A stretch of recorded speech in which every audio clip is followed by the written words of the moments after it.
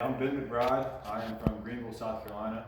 I'm a current college student at Clemson University, and I've been riding horses since I was little and working here at this barn for the past 4 years. This is Gerwin. Today we're going to be saddling and riding him.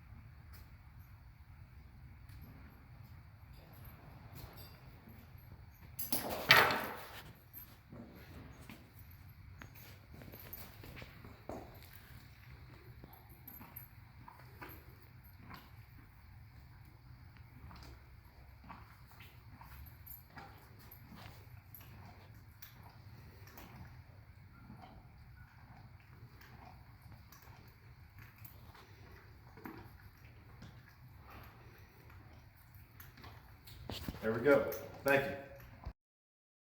All right, now that we've got our horse out in the arena, we're going to cover how to mount your horse and how to control your horse once you're on it. So to get on your horse, you're going to make sure you always have your reins in your hands. So once you get on your horse, you're in control.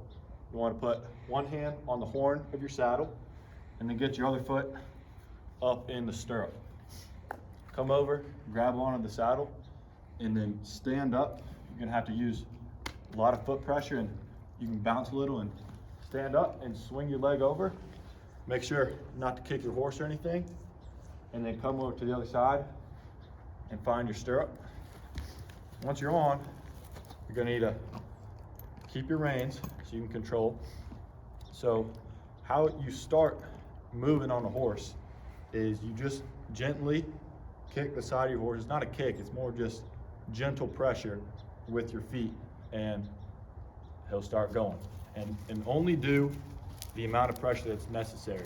If you just, sometimes you can just lean forward and your horse will start moving. And then to stop, lean back, pull back on the reins. You can give them, whoa. A lot of people like to say that, gets them stopped. And then so once you're on your horse, you can start and stop Next, you're gonna need a turn. So this horse has been trained in English, and this is like his second ever time riding Western today. So usually I'd talk about neck reining, maybe some foot pressure, but this horse doesn't know it yet, so we're gonna have to do direct reining with him. And so a demonstration of that is you get him going a little bit, and then you just pull on the rein that you wanna go. So pull left to go left. And then to go right, you're gonna wanna pull on the right rein to go to the right. And then you can stop your horse again. So some things to know once we start on a trail ride are spacing and snacking. So first, spacing, we're gonna have multiple horses on these rides. If y'all could please stay at least a horse length distance from the horse in front of you. A good method to know that is if you can see the hooves of the horse in front of you over top of your horse's head. That's kind of just a rule of thumb, but just don't get too close. Something bad could happen. And then second of all is snacking. The horses are probably gonna wanna eat the grass, eat some bushes, something. Try not to let them do that. It could just lead to more dangerous things, but how you're gonna wanna stop them from doing that is just pull up and back on your reins. And then from here, we're gonna teach y'all how to dismount your horse. So make sure you have your reins in your hand, hold on to your horn. I like to get my left foot out a little bit just so it can't get caught or anything. And then swing over, make sure not to hit your horse, and then just come on down, keeping your reins in your hand. There we go, thank you. All right, so as I mentioned, this is Gerwin, and Gerwin was originally trained to ride English, and this is one of the first times he had a Western saddle on him. As well, he has not been ridden regularly in a couple years, so he's got a lot to work on. But one thing that I would like to work on him with is neck reining.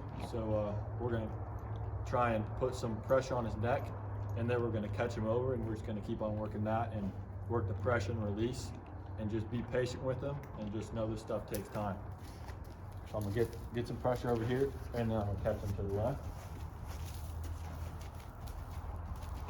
And this horse wants to go to the barn, so he'll probably turn left better anyway. All right.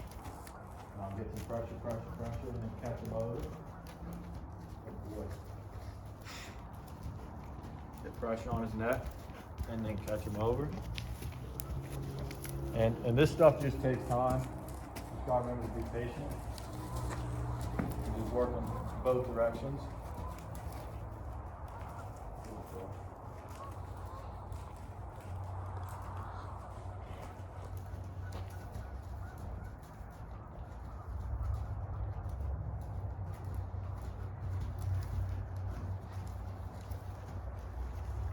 So if I was really working this horse, and this is my horse, I just continue working with this and do some other exercises, you know, work them in the round pen and continue work on that pressure and release and get them to where I'm happy with them.